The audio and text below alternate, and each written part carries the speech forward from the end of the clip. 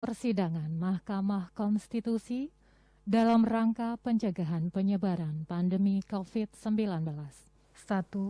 Persidangan Mahkamah Konstitusi diselenggarakan dalam situasi dan kondisi pandemi coronavirus disease atau COVID-19, sehingga persidangan Mahkamah Konstitusi menerapkan protokol kesehatan terkait COVID-19, antara lain wajib memakai masker, sarung tangan, cek suhu tubuh, dan menjaga jarak atau physical distancing. Di samping itu, Mahkamah menerapkan pembatasan kehadiran di ruang sidang bagi para pihak paling banyak 2 orang. Selebihnya dapat mengikuti persidangan dengan menggunakan fasilitas sidang online atau media elektronik lainnya. Adapun kaidah persidangan lainnya dalam kerangka COVID-19 ditentukan oleh Mahkamah Konstitusi. 2. Melakukan penyemprotan cairan disinfektan terhadap seluruh sarana dan prasarana persidangan, meliputi tempat dan benda-benda yang berada di ruang sidang, ruang tunggu sidang, ruang perekaman sidang, toilet, handle pintu ruang sidang, dan terhadap seluruh perlengkapan yang berada di dalam ruang sidang 1 hari sebelum diselenggarakannya persidangan. 3.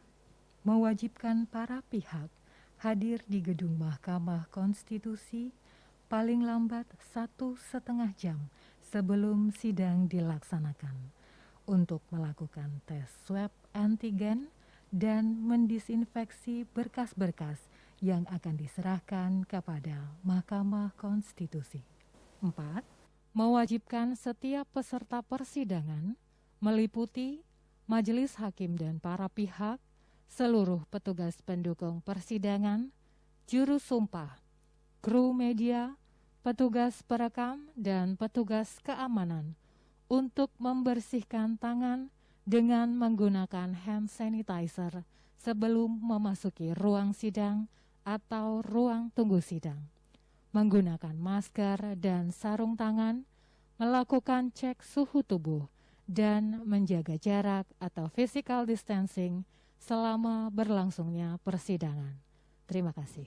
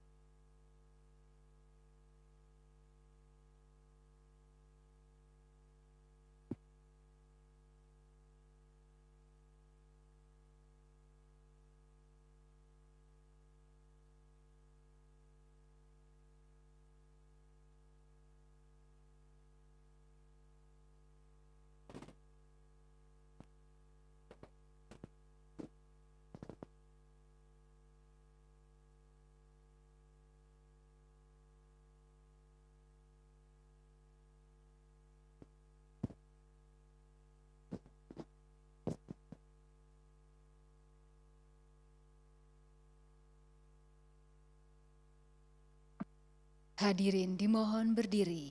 Yang mulia Majelis Hakim Konstitusi memasuki ruang persidangan.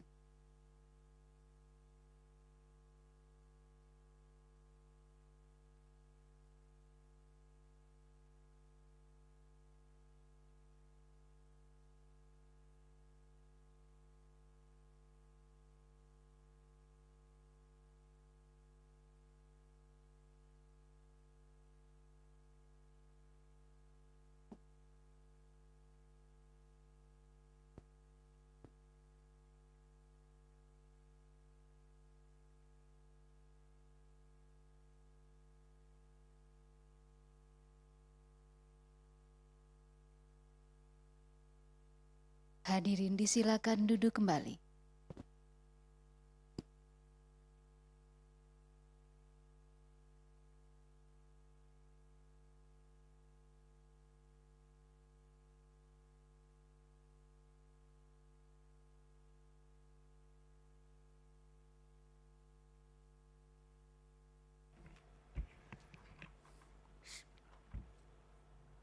Sidang dibuka dan dinyatakan terbuka untuk umum.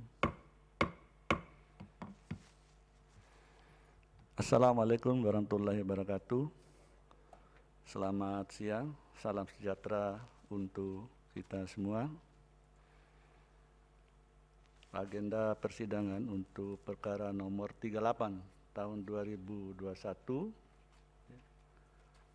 mendengar keterangan pihak terkait yaitu dari Dewan Pers. Untuk para pihak semua hadir kecuali DPR. Lalu masih ada pihak terkait juga yang mengajukan permohonan, yaitu dari PWI dan LBH Pers. Permohonan untuk menjadi pihak terkait sudah disetujui, dikabulkan oleh majelis. Baik, silakan pihak terkait Dewan Pers untuk menyampaikan keterangannya. Tidak perlu dibaca semua. Terima kasih. Assalamualaikum warahmatullahi wabarakatuh. Selamat siang, salam sejahtera untuk kita semua. Alhamdulillah, Yang Mulia Ketua dan anggota Majelis Hakim Konstitusi, mudah-mudahan Allah SWT senantiasa menganugerahkan kesehatan, sehingga Yang Mulia senantiasa bisa menjalankan tugas-tugas yang sungguh sangat berat. Yang sama-sama kita hormati, kita muliakan teman-teman dari Dewan Pers, teman-teman dari Kementerian Kumham maupun Kementerian Kominfo, dan teman-teman dari kuasa hukum dan hadirin sekalian yang saya muliakan. Izinkan atas nama Dewan Pers saya ingin menyampaikan penghargaan dan ucapan terima kasih setinggi-tingginya kepada Yang Mulia yang berkenan untuk menguji Undang-Undang Nomor 40 Tahun 1999 tentang pers dikaitkan dengan Undang-Undang Dasar Negara Republik Indonesia tahun 1945.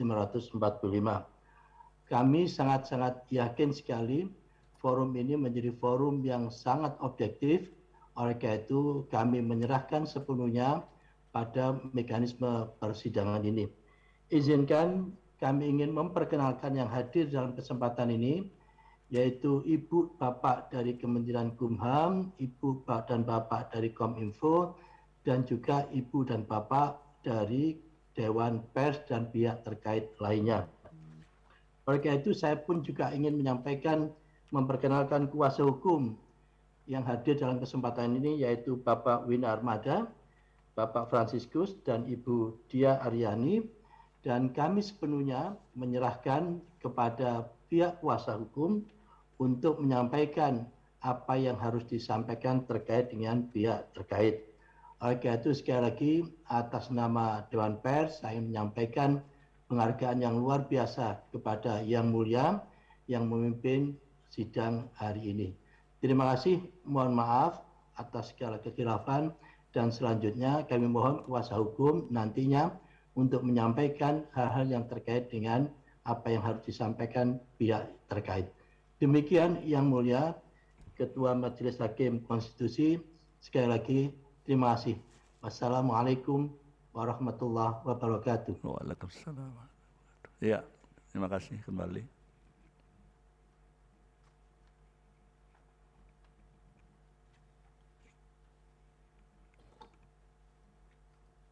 Terima kasih Majelis Mahkamah Konstitusi yang mulia. Karena ini keterangan kami panjang, jika diperkenankan izinkanlah kami mulai dari langsung halaman 3. Ya, poin-poinnya saja, tidak perlu baca semua ya. Silakan. Ya, terima kasih. Majelis Mahkamah Konstitusi yang mulia, krisis ekonomi yang melanda Indonesia pada tahun 1998 ditandai dengan rusaknya tatanan ekonomi dan keuangan negara, berdampak luas kepada seluruh kehidupan politik sosial masyarakat, sehingga menimbulkan krisis kepercayaan masyarakat terhadap pemerintah. Situasi ini menuntut negara untuk mengkaji ulang ketetapan dan langkah-langkah pembangunan nasional, serta diperlukannya koreksi terhadap wacana pembangunan Orde Baru sebagai dasar pijakan dan sasaran reformasi. Semangat reformasi itu berpengaruh pula pada kehidupan pers Indonesia. Pers ikut masuk dalam arus reformasi, menyuarakan kehidupan bangsa dan wajah pemerintahan sesungguhnya. Semangat reformasi mendorong tokoh-tokoh pers menyuarakan kemerdekaan pers yang hakikinya bukan yang semu, sebagai pejawantahan dari pasal 28 Undang-Undang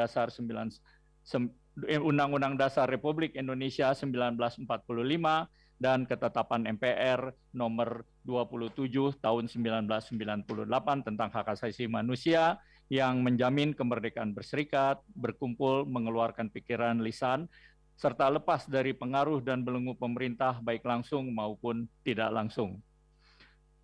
Majelis yang Mahkamah Konstitusi yang mulia, berlakunya Undang-Undang Nomor 40 Tahun 99 membawa perubahan drastis pada pengaturan pers Indonesia. Undang-Undang Pers Nomor 40 Tahun 99 menyatakan pers nasional sebagai wahana komunikasi massa, penyebar informasi, dan pembentuk opini harus melaksanakan asas, fungsi, hak, kewajiban, dan peranannya dengan sebaik-baiknya berdasarkan kemerdekaan pers yang profesional, sehingga harus mendapat jaminan dan perlindungan hukum, serta bebas dari campur tangan paksaan dari manapun. Undang-Undang Nomor 40 Tahun 99 merupakan tonggak kembalinya kemerdekaan pers Indonesia.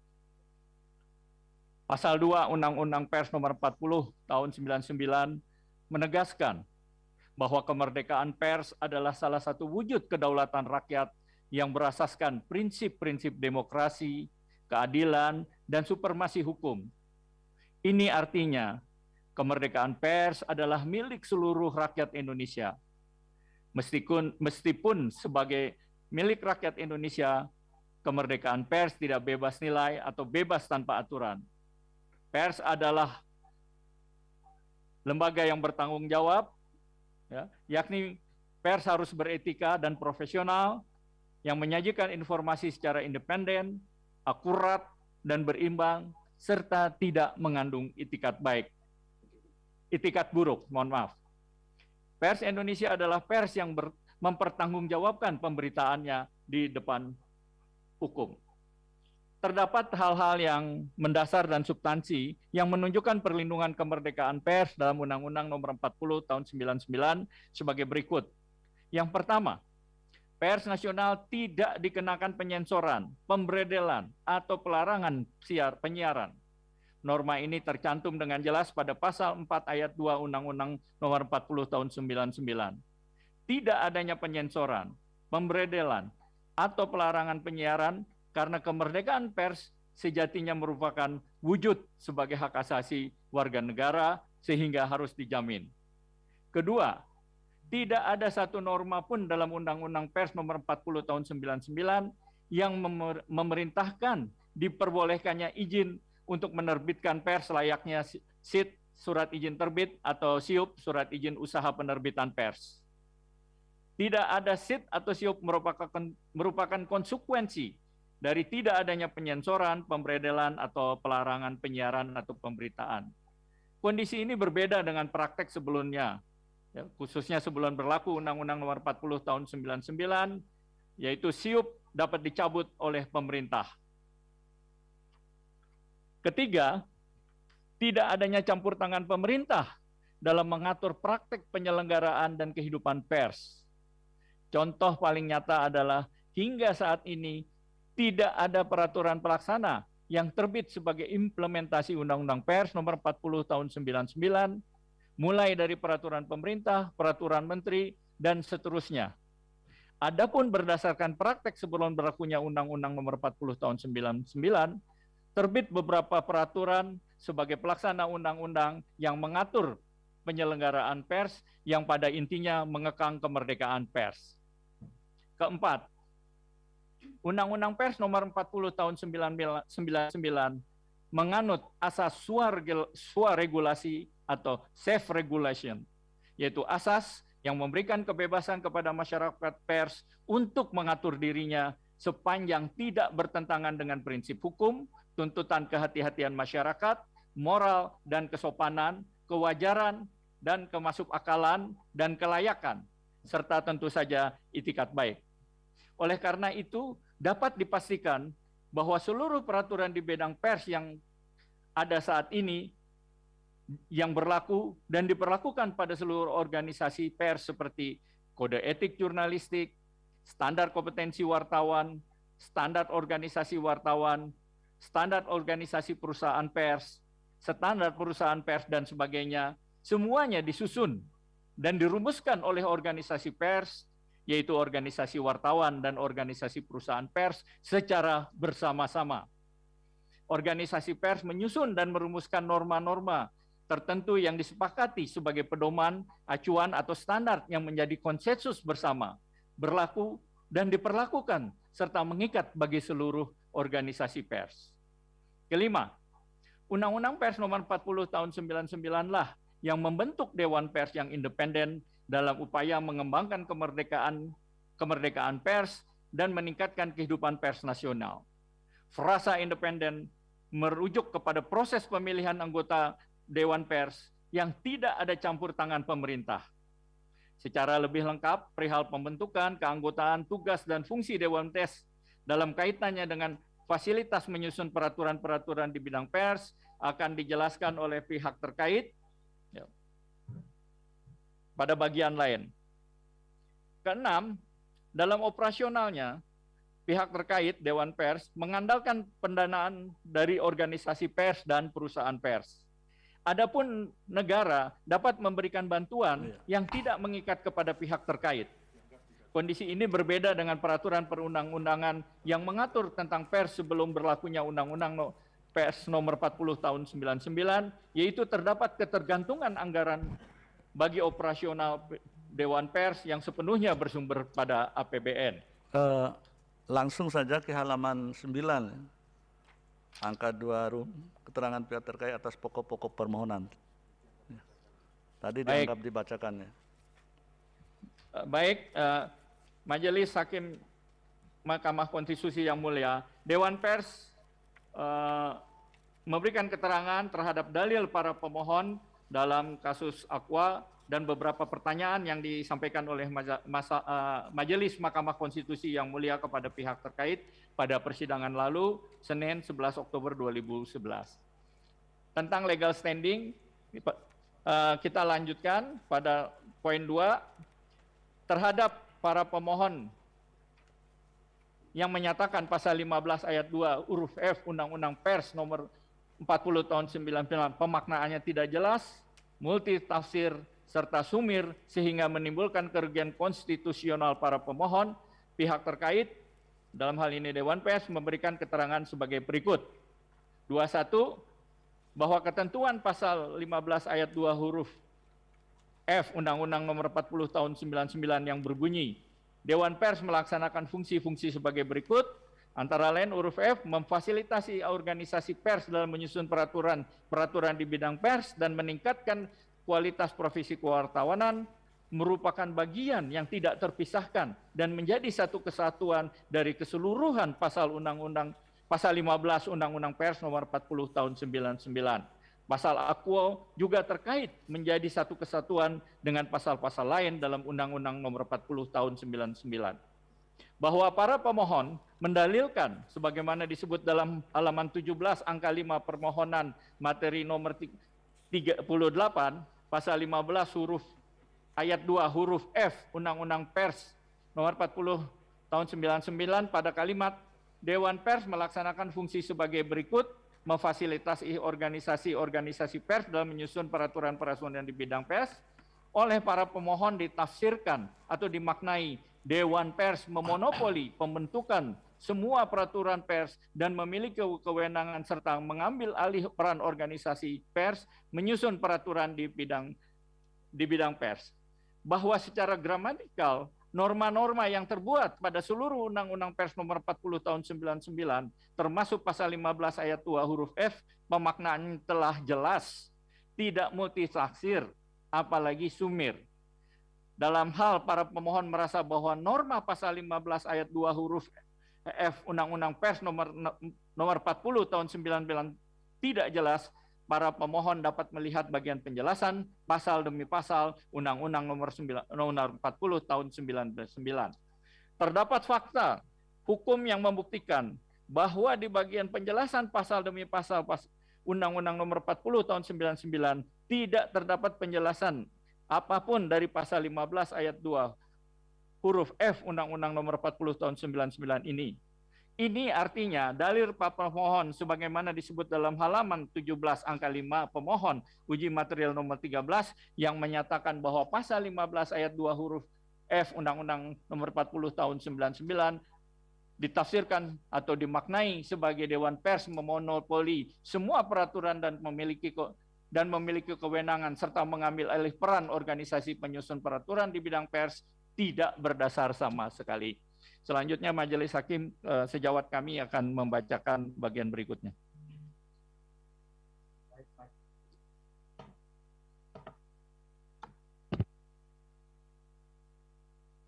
Poin 2.4 bahwa merujuk pada Kamus Besar Bahasa Indonesia, kata atau frasa memfasilitasi artinya memberi fasilitas.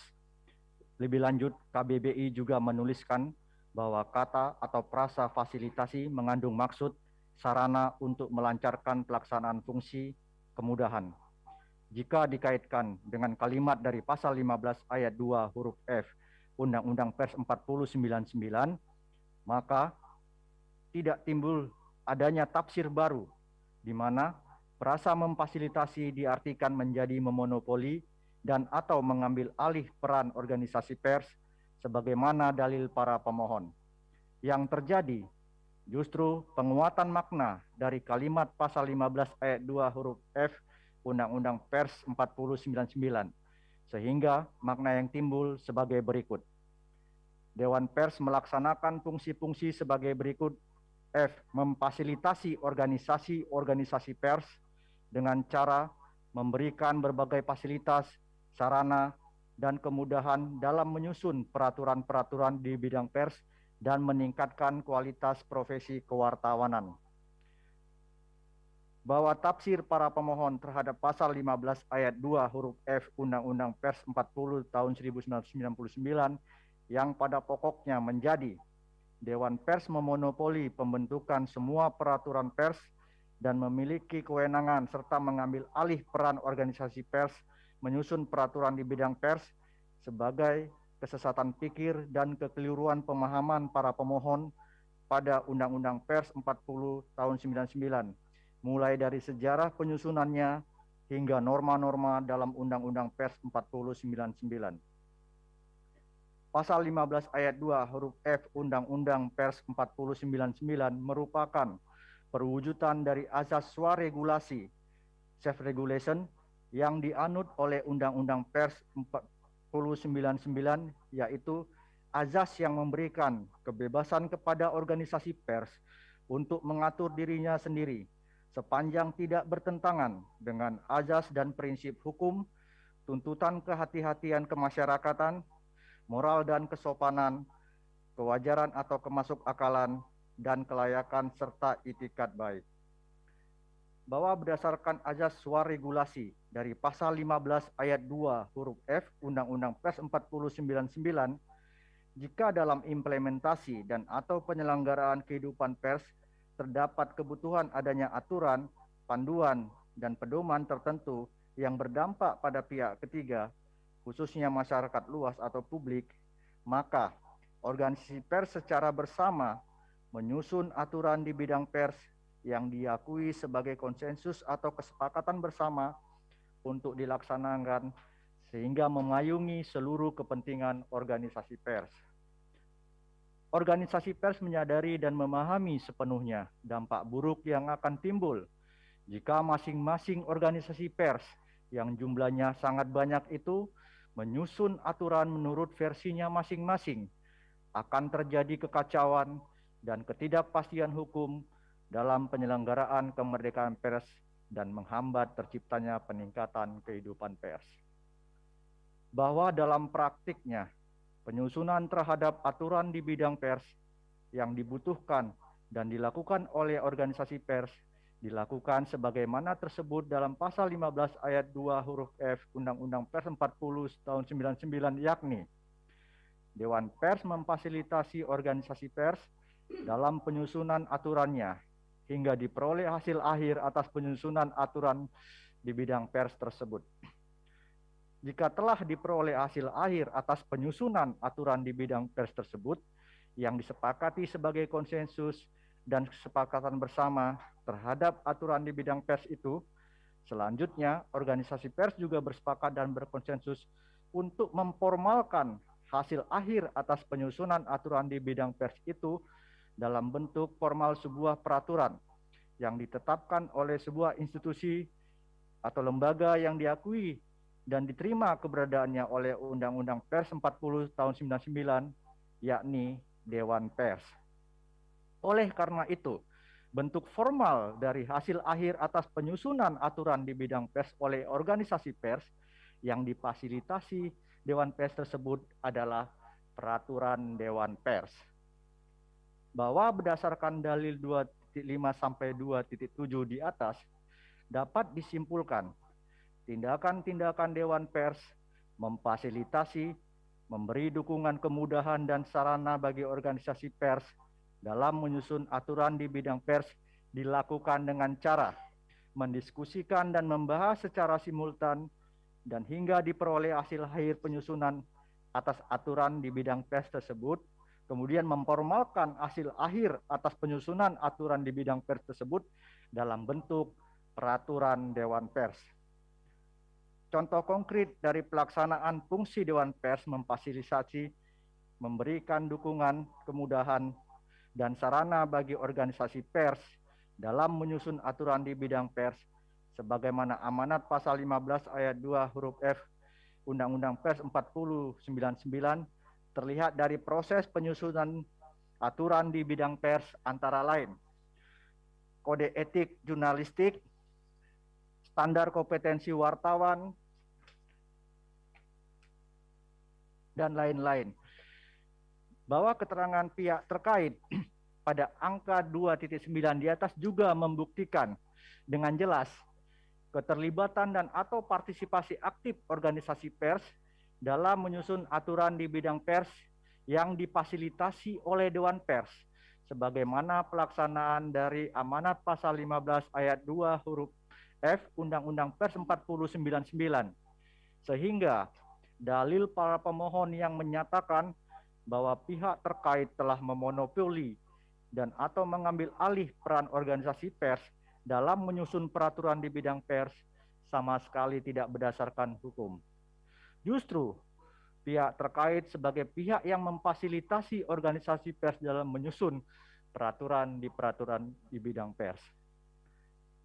Bahwa meskipun perkara akuo tidak menilai perihal intensi atau motif dari para pemohon, namun berdasarkan fakta-fakta hukum di bawah ini, telah nampak dan jelas serta patut diduga tindakan atau perbuatan para pemohon termasuk pengajuan permohonan uji materi akuo dilakukan dengan itikat buruk dengan maksud untuk mengganggu kemerdekaan pers yang dijamin oleh Undang-Undang Pers 4099, yaitu sebagai berikut.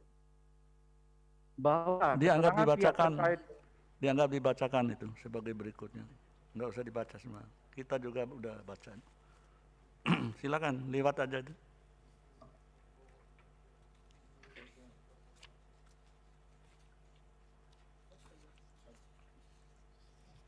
Ya. Mohon izin majelis kami membacakan dari poin 2.11. Iya, betul. Bahwa secara khusus terhadap ditetapkannya Peraturan Dewan Pers nomor 1 Peraturan Dewan Pers 2018 tentang standar kompetensi wartawan yang didalilkan oleh para pemohon selain melanggar pasal 15 ayat 2 huruf F Undang-Undang Pers 4099 juga melanggar peraturan lainnya terkait kewenangan BNSP, pihak terkait menyatakan sebagai berikut. Pihak terkait Dewan Pers diberi amanat oleh Undang-Undang Pers untuk melaksanakan fungsi meningkatkan kualitas profesi wartawan.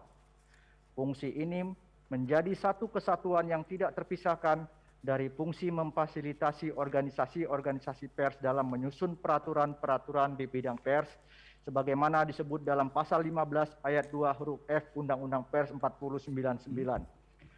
Secara demikian, peraturan Dewan Pers nomor 1 garing peraturan DP X garing 2018 tentang standar kompetensi wartawan terbit dan ditetapkan sebagai wujud nyata dari pelaksanaan fungsi pasal 15 ayat 2 huruf F Undang-Undang Pers 4099. Dewan Pers melaksanakan fungsi-fungsi sebagai berikut: memfasilitasi organisasi-organisasi pers dalam menyusun peraturan-peraturan di bidang pers dan meningkatkan kualitas profesi kewartawanan. Bahwa apabila juga mengacu kepada putusan Pengadilan Tinggi DKI Jakarta dengan register nomor 331 yang telah berkekuatan hukum tetap, maka persoalan BNSP sudah tidak relevan dan tidak berdasar hukum karena telah diputuskan bahwa pihak terkait sah dan berdasarkan hukum menetapkan peraturan Dewan Pers tentang standar kompetensi wartawan nomor 1 garing peraturan DP garing X garing 2018. Bahwa sebaliknya terhadap kedudukan para pemohon dalam penyelenggaraan pers di Indonesia, pihak terkait menyatakan para pemohon adalah wartawan yang belum menundukkan diri pada peraturan Dewan Pers tentang standar kompetensi wartawan.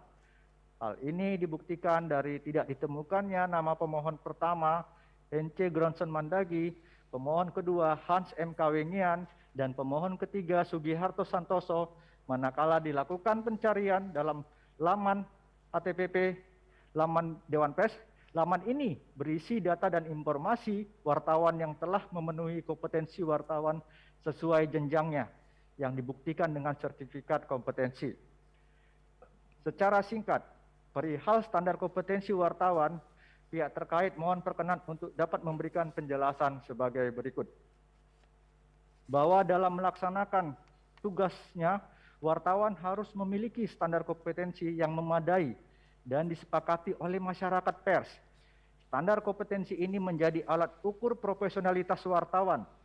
Standar kompetensi wartawan diperlukan untuk melindungi kepentingan publik dan hak pribadi masyarakat. Standar ini juga untuk menjaga kehormatan pekerja wartawan dan bukan untuk membatasi hak asasi warga negara menjadi wartawan. Kompetensi wartawan berkaitan dengan kemampuan intelektual dan pengetahuan umum. Di dalam kompetensi wartawan melekat pemahaman tentang pentingnya kemerdekaan berkomunikasi, berbangsa, dan bernegara yang demokratis. Kompetensi wartawan meliputi kemampuan memahami etika dan hukum pers, konsepsi berita, penyusunan dan penyunting berita, serta bahasa.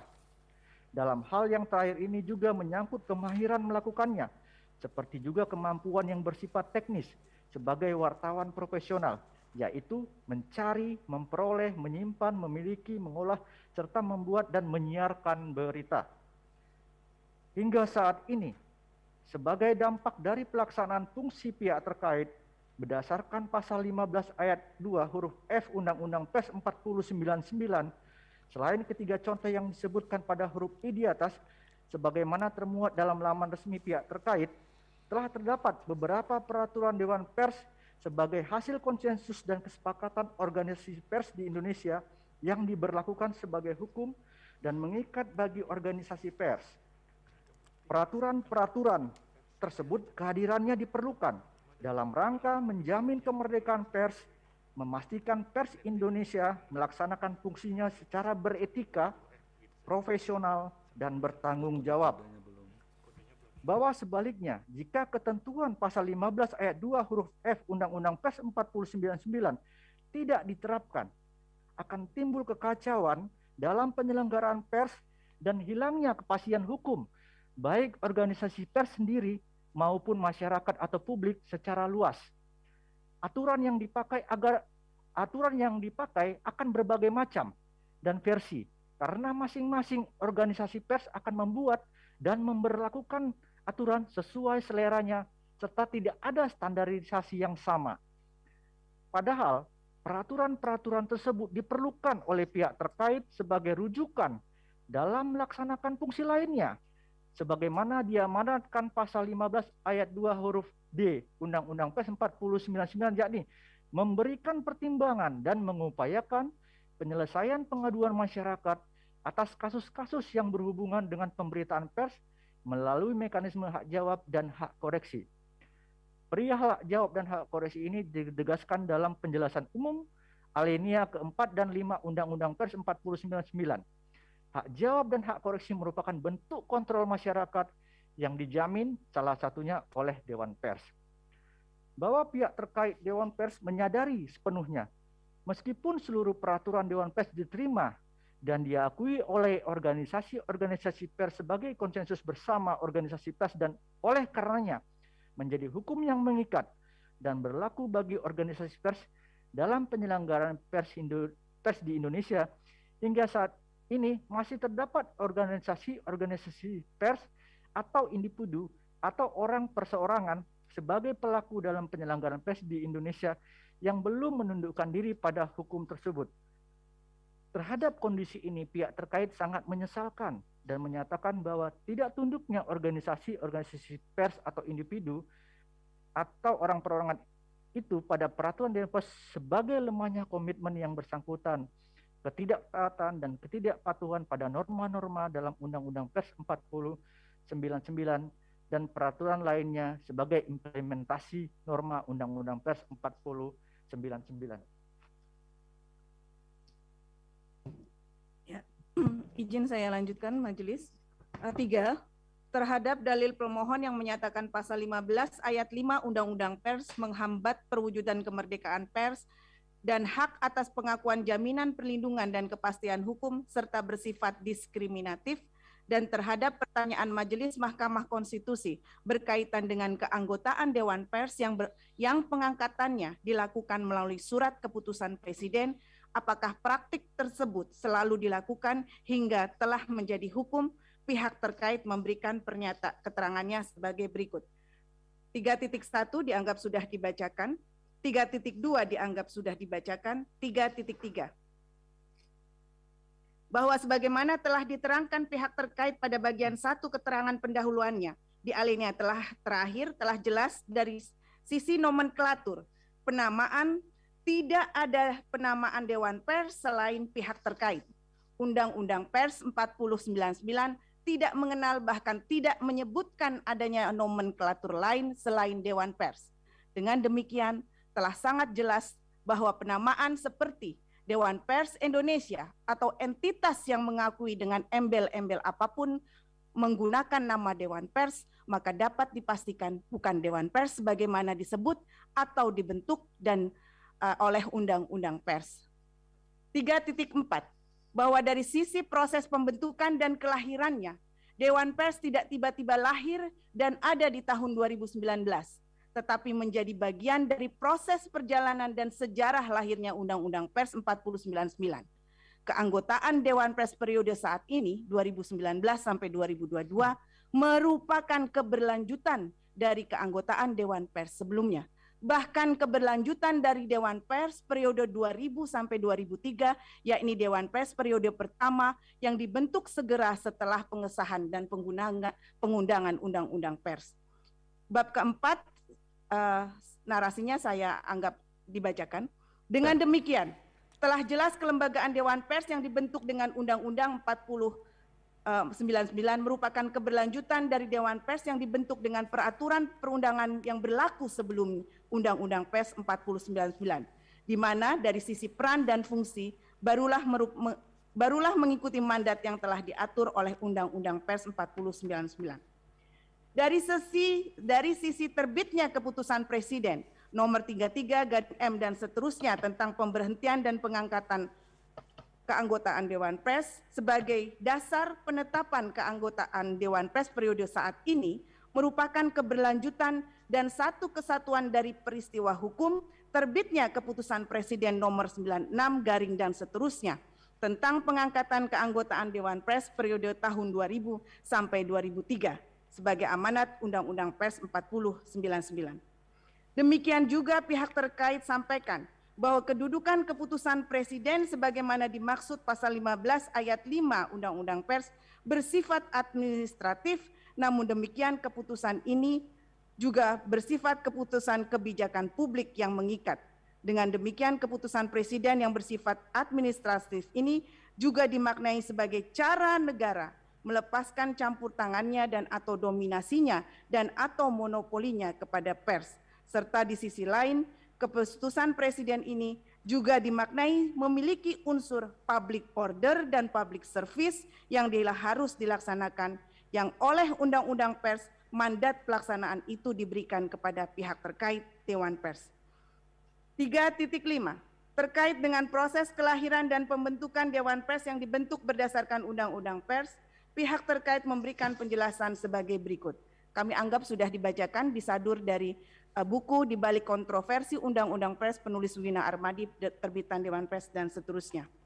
3.6 bahwa tata cara pemilihan Dewan Pers yang baru berdasarkan Undang-Undang Pers bagaimana dalil 3.4 di atas menjadi pola yang ajak diterapkan dan dilakukan secara terus-menerus dalam setiap proses pemilihan anggota Dewan Pers pada setiap periode dan oleh karenanya menjadi hukum yang berlaku yang kemudian dikuatkan dalam statuta Dewan Pers sebagaimana telah diubah untuk terakhir kali berdasarkan peraturan Presiden dan seterusnya.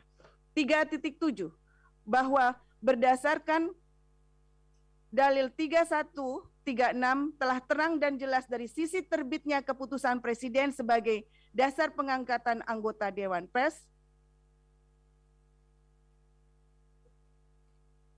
sebagai dasar pengangkatan anggota dapat dinyatakan, kami anggap sudah dibacakan. 3.8 bahwa terkait dengan pengangkatan anggota Dewan Pers yang selalu ditetapkan dengan keputusan Presiden bukan sebagai campur tangan pemerintah dalam kehidupan pers Indonesia tetapi sebagai bentuk kepatuhan dan ketaatan pemerintah terhadap ketentuan pasal 15 ayat 5 Undang-Undang Pers serta pengakuan pemerintah terhadap keabsahan pembentukan atau proses pemilihan anggota Dewan Pers, kedudukan hukum, tugas dan fungsi Undang-Undang Pers yang berdasarkan Dewan Pers yang berdasarkan Undang-Undang Pers. 3.9 bahwa berdasarkan uraian 3.1 sampai dengan 3.8 maka dalil para pemohon yang sebagaimana dinyatakan pada halaman 11 sampai 15 permohonan uji materialnya yang pada pokoknya menyatakan Presiden telah diskriminatif dan melanggar hak konstitusional para pemohon karena hingga saat ini belum menerbitkan kepres yang menetapkan anggota Dewan Pers Indonesia yang dipilih melalui Kongres Pers Indonesia 2019 sebagai anggota Dewan Pers Indonesia yang independen. Kami pihak terkait menyatakan sebagai tuduhan keji yang tidak berdasar dan menunjukkan kesesatan pikir serta ketidakpahaman para pemohon terhadap Undang-Undang Pers dan penyelenggaraan kehidupan pers di Indonesia.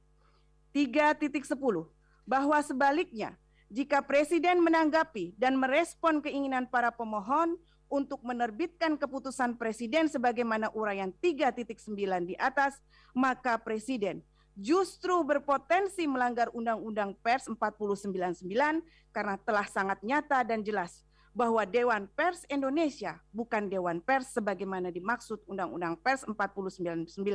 Sehingga segala hal yang terkait dengan pemilihan anggota Dewan Pers Indonesia bukan merupakan pemilihan anggota Dewan Pers sebagaimana dimaksud oleh Undang-Undang Pers 4099. Poin 4. Terhadap pertanyaan Mahkamah Konstitusi tentang pendataan atau jumlah perusahaan pers saat ini dan bagaimana kedudukan perusahaan pers yang belum terdata dan dampaknya bagi kemerdekaan pers, pihak terkait Dewan Pers memberikan keterangan sebagai berikut. 4.1 dianggap sudah dibacakan di mana dinyatakan bahwa tugas untuk mendata perusahaan pers menjadi fungsi pihak terkait yang disebut dalam pasal 15 ayat 1 huruf G. 4.2 bahwa pengesahan dan pengundangan Undang-Undang Pers 40 dan berkembangnya iklim kemerdekaan pers telah mendorong pesatnya pertumbuhan perusahaan pers di Indonesia. Tidak ada lagi persyaratan siup dan siapapun dengan mudah mendirikan perusahaan pers. Orang akan banyak tergiur untuk mendirikan perusahaan pers dan merekrut wartawan untuk menjadi pimpinan redaksi di perusahaan pers yang baru. Peluang ini juga dimanfaatkan oleh orang-orang yang tidak bertanggung jawab, tidak memiliki keahlian, kemampuan, kompetensi, namun mendirikan perusahaan media, memimpin perusahaan dan memimpin redaksi yang mengelola dan menjalankan penerbitan pers, bahkan sekaligus menjadi wartawannya. Struktur organisasi dan organ perusahaan tidak ada, karena semuanya bisa jadi dirangkap oleh satu orang. Perusahaan pers jenis ini tidak pernah memberikan pelatihan dan pembekalan keterampilan jurnalistik kepada wartawannya. Hal ini akan melahirkan wartawan instan tanpa bekal keterampilan dan pengetahuan yang memadai. Tidak itu saja, hak-hak wartawan yang juga kerap diabaikan atau bahkan tidak ada. Akibatnya fungsi pers untuk menyuarakan kebenaran dan menyebarkan informasi yang faktual, akurat, netral, berimbang, fair tidak berjalan. Pemberitaan yang menyuarakan pihak-pihak yang lemah, kritis terhadap mereka yang berkuasa, skeptis dan selalu dan sebagainya dianggap sudah dibajakan. Sebaliknya, yang muncul adalah berita yang memuat kebohongan, prasangka kebencian terkait suku, agama, ras, fitnah, juga ketidakpercayaan, dan seterusnya dianggap sudah dibacakan. 4.3 bahwa jika dikaitkan dengan uraian pihak terkait secara filosofis, tugas mendata perusahaan pers dilakukan untuk menegakkan profesionalitas guna mewujudkan kemerdekaan pers sehingga menghasilkan jurnalisme profesional sekaligus menjadi penegak pilar demokrasi.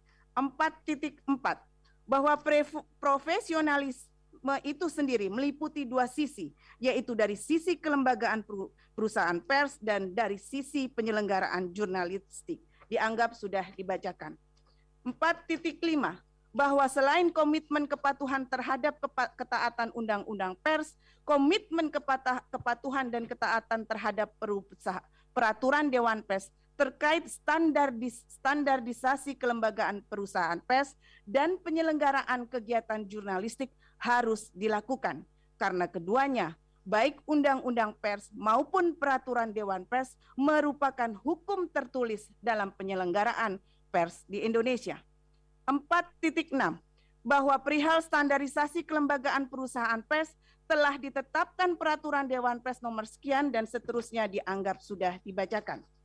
4.7 bahwa dalam tataran teknis pendataan perusahaan yang dilakukan Dewan Pers tidak sebatas mencatat namun melakukan verifikasi, yakni memeriksa, meneliti, mencocokkan dan membuktikan secara faktual dokumen-dokumen yang dimiliki perusahaan pers dengan poin-poin standarisasi perusahaan pers yang ditetapkan Dewan Pers sebagaimana sudah tersebut di atas. Setidaknya ada 4 unsur pokok dalam verifikasi yang dilakukan oleh pihak terkait. Komponen pertama adalah administrasi, akta pendirian perusahaan pers. Komponen kedua adalah sumber daya manusia. Komponen ketiga adalah domisili perusahaan pers. Komponen keempat adalah kesejahteraan wartawan. 4.9. Bahwa hasil pendataan yang dilakukan oleh Dewan Pers dimuat pada laman resmi dan seterusnya yang dengan mudah dapat diakses oleh publik. Hingga saat ini terdapat 1.678 perusahaan pers yang meliputi cetak ataupun elektronik yang telah melakukan pendataan oleh Dewan Pers. Pihak terkait menyadari sepenuhnya bahwa masih terdapat perusahaan yang belum dilakukan pendataannya. Temuan Dewan Pers terhadap perusahaan-perusahaan ini menunjukkan, yang pertama, banyaknya perusahaan yang belum terdata karena belum atau masih dalam proses memenuhi ketentuan standar perusahaan pers. Dan yang kedua, perusahaan-perusahaan pers yang belum terdata tersebut karena sengaja atau tidak berkehendak untuk memenuhi ketentuan standar perusahaan pers. Terhadap temuan pertama, pihak terkait bersikap positif dan mengapresiasi perusahaan pers yang senantiasa mengupayakan pemenuhan terhadap ketentuan standar perusahaan pers. Untuk itu pihak terkait akan melakukan pendataan segera setelah terpenuhinya poin-poin standarisasi perusahaan pers. Jika diperlukan, pihak terkait juga akan melakukan pendampingan dan asistensi terhadap perusahaan pers tersebut. Adapun terhadap temuan kedua, pihak terkait sangat menyesalkan sikap yang diambil oleh perusahaan pers atas ketidakpatuhan dan ketidaktaatan pada ketentuan standar perusahaan pers. Pihak terkait tetap mendorong dan menghimbau agar perusahaan pers tersebut untuk secara mandiri melakukan pendataan perusahaan pers. Selain itu, oleh karena bukan aparat penegak hukum, maka pihak terkait menyerahkan sepenuhnya law enforcement atas ketentuan standar perusahaan pers kepada penegak hukum. Sebagaimana juga diakui atau kami mengutip pernyataan dari Ketua Dewan Pers periode 2000-2003. Selanjutnya 4.10. Bahwa apresiasi atas pendataan perusahaan pers yang dilakukan oleh pihak terkait banyak diberikan oleh publik secara luas karena telah terang dan jelas maksud dan tujuan pendataan perusahaan pers adalah untuk melindungi kepentingan publik secara luas termasuk individu, orang per orang, pemerintah atau badan publik dan korporasi dari perilaku pers yang tidak bertanggung jawab. Publik menjadi memahami dan bisa mengenali informasi atau pemberitaan atau terbitan mana saja yang termasuk dalam kategori pers dan yang bukan. 4.11 bahwa secara khusus di bidang pemerintahan, hasil pendataan perusahaan pers menjadi rujukan beberapa pemerintah daerah untuk menjalin kerjasama dengan perusahaan pers dalam rangka kegiatan kehumasan atau penyebarluasan informasi penyelenggaraan pemerintahan. Dengan menetapkan kebijakan hanya akan bekerja sama dengan perusahaan pers yang telah dilakukan pendataannya oleh Dewan Pers. Dari komunikasi pihak terkait dengan beberapa pemerintah daerah, terkemuka alasan diterbitkannya kebijakan itu yakni berkenaan dengan laporan pertanggungjawaban keuangan negara atas kegiatan tersebut. Selanjutnya Pak Frans.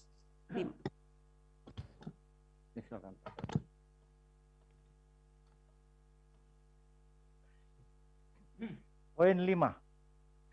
Terhadap pernyataan Majelis Mahkamah Konstitusi berkaitan dengan praktek Dewan Pers langsung ke halaman 29 ya. Dianggap dibacakan. Langsung halaman 29. Baik. Poin 5.5. Bahwa secara teknis implementatif kerja pihak terkait dalam memberikan pertimbangan dan mengupayakan penyelesaian pengaduan masyarakat atas kasus-kasus yang berhubungan dengan pemberitaan pers dilakukan dengan merujuk pada peraturan Dewan Pers tentang prosedur pengaduan ke Dewan Pers. Menurut peraturan tersebut, penyelesaian pengaduan masyarakat atas kasus-kasus yang berhubungan dengan pemberitaan pers dilakukan dengan cara mediasi antara kedua belah pihak, yakni masyarakat sebagai pihak pengadu dan pers sebagai pihak teradu.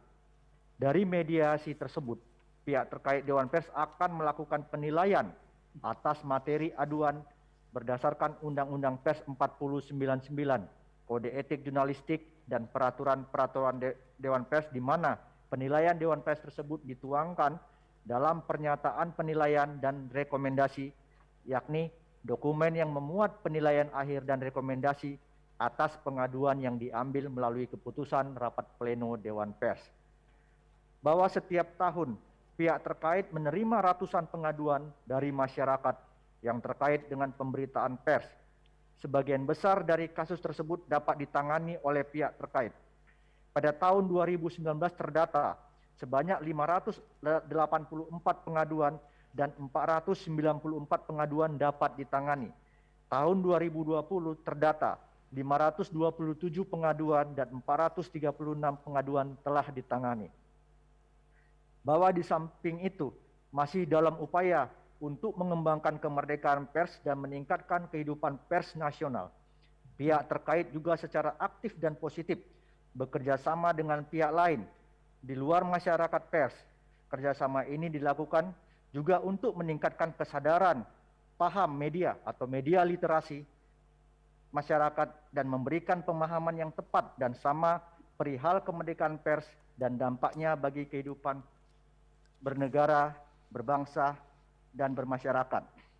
Untuk itulah pihak terkait Dewan Pers membuat nota kesepahaman antara lain dengan pihak Kepolisian Republik Indonesia, dengan pihak Tentara Nasional Indonesia, dengan pihak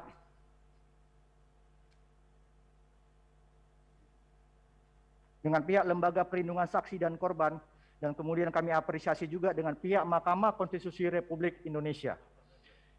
Bahwa selain berbagai nota kesepahaman yang dibuat oleh pihak terkait dengan lembaga atau pihak ketiga lainnya, Mahkamah Agung sebagai institusi dan kekuasaan kehakiman yang memeriksa dan memutus perkara hukum di tingkat terakhir juga telah menerbitkan surat edaran nomor 13 tahun 2008 tentang meminta keterangan saksi ahli.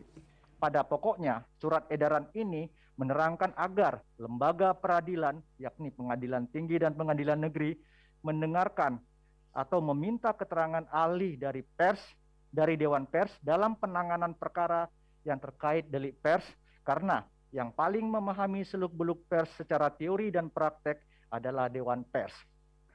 Bahwa kiprah pihak terkait sebagai Dewan Pers yang dibentuk untuk maksud dan tujuan mengembangkan kemerdekaan pers di Indonesia dan meningkatkan profesionalisme wartawan sebagaimana amanat Undang-Undang Pers 4099 mendapat pengakuan dari masyarakat internasional.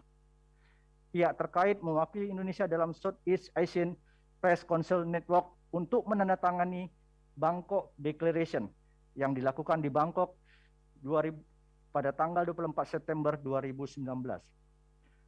Southeast Asian Press Council Network adalah perkumpulan dari Dewan Pers di negara-negara Asia Tenggara yang pembentukannya diinisiasi oleh Indonesia, Myanmar, Thailand, dan Timor Leste. Bangkok Declaration alas hak terbentuknya Southeast Asian Press Council Network yang didirikan dengan tujuan meningkatkan kerjasama antara anggota Dewan Pers di tingkat Asia Tenggara dan untuk mempromosikan kebebasan pers melalui pengaturan swaregulasi dan rasa hormat pada kode etik jurnalistik. Perlu kiranya pihak terkait sampaikan bahwa persidangan permohonan uji materi akuo mendapat perhatian dan tanggapan dari organisasi pers yang menjadi konstituen pihak terkait sebagai bagian dari masyarakat pers. Oleh karena itu pihak terkait juga menyampaikan tanggapan organisasi pers yang mendukung dan mempertahankan kedudukan hukum pihak terkait sebagai satu-satunya lembaga yang dibentuk oleh Undang-Undang Pers serta diberi mandat pelaksanaan fungsinya sebagaimana diatur pasal 15 Undang-Undang Pers 4099. Saya lanjutkan. Poin titik 5 bahwa 5.11 bahwa berdasarkan seluruh dalil keterangan pihak terkait sebagaimana terurai pada 5.1 sampai 5.10 telah terang dan jelas apa keunggulan dan kelebihan yang selama ini terjadi agar pers Indonesia dan Dewan Pers menjadi garda terdepan di dalam rangka jurnalistik. 3 Romawi, permohonan pihak terkait atas putusan. Berdasarkan keterangan, penjelasan, dan argumentasi tersebut di atas secara keseluruhan, pihak terkait memohon kepada Yang Mulia Ketua Majelis Hakim Konstitusi Republik Indonesia yang memeriksa, mengadili, memutus permohonan uji materi akuo atas ketentuan pasal 15 ayat 2 huruf F dan pasal 15 ayat 5 Undang-Undang Nomor 40 Tahun 99 tentang Pers terhadap Undang-Undang Dasar Negara Republik Indonesia 1945 dapat memberi putusan sebagai berikut. 1. Menyatakan bahwa para pemohon tidak mempunyai kedudukan hukum atau legal standing. Kedua, menolak permohonan uji materi akuo seluruhnya atau setidak-tidaknya menyatakan permohonan uji materi akuo dari pemohon tidak dapat diterima. Ketiga, menerima keterangan pihak terkait Dewan Pers secara keseluruhan. Keempat, menyatakan ketentuan pasal 15 ayat 2 huruf F dan pasal 15 ayat 5 Undang-Undang Nomor 40 Tahun 1999 tentang Pers tidak bertentangan dengan ketentuan pasal 28, pasal 28C ayat 2, pasal 28D ayat 1 dan pasal 28I ayat 2 Undang-Undang Dasar Negara Republik Indonesia 1945 dan tetap mempunyai kekuatan hukum mengikat. Atau dalam hal yang mulia Majelis Hakim Konstitusi di Mahkamah Konstitusi berpendapat lain, mohon putusan yang bijaksana dan yang seadil-adilnya. Ex aequo et bono, Jakarta, 5 November 2021. Hormat kami kuasa hukum pihak terkait. Terima kasih Yang Mulia. Terima kasih. Mungkin ada pendalaman atau pertanyaan dari meja hakim? Ya, tidak ada. Cukup. Baik. Selanjutnya untuk pihak terkait Dewan Pers mengajukan bukti 1 sampai dengan 20F dengan catatan ada perbaikan, ada kekeliruan tulisan, misalnya bukti 12 tertulis nomor 01, seharusnya nomor 03. Jadi nanti diperbaiki setelah sidang ini ditutup melalui kepaniteraan. Namun demikian, bukti 1 sampai dengan 20F dapat disahkan. Untuk diketahui bahwa dalam perkara ini ada permohonan menjadi pihak terkait selain dari pihak terkait Dewan Pers, yaitu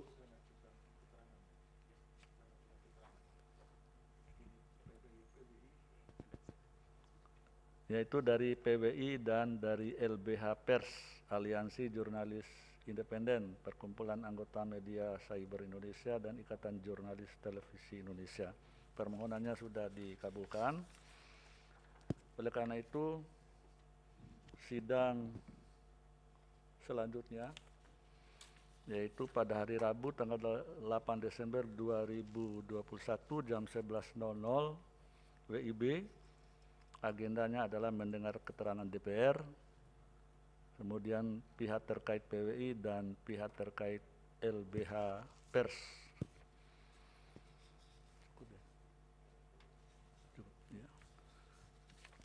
Dengan demikian sidang selesai dan ditutup.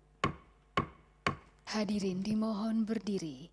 Yang Mulia Majelis Hakim Konstitusi meninggalkan ruang persidangan.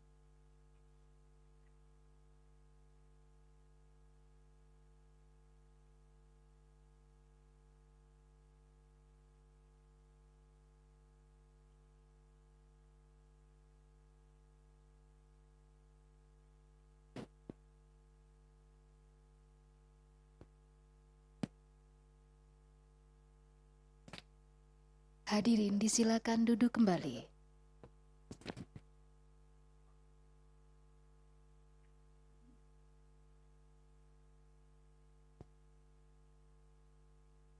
Kami informasikan bahwa sidang lanjutan akan dilaksanakan pada Rabu 8 Desember 2021 pukul 11 waktu Indonesia Barat. Hadirin yang kami hormati, demikianlah persidangan untuk perkara nomor 38.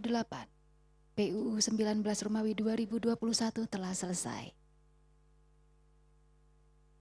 Terima kasih Sidang Pak berikutnya Wina, akan Pak dilaksanakan pada pukul 13.30 waktu Indonesia Barat.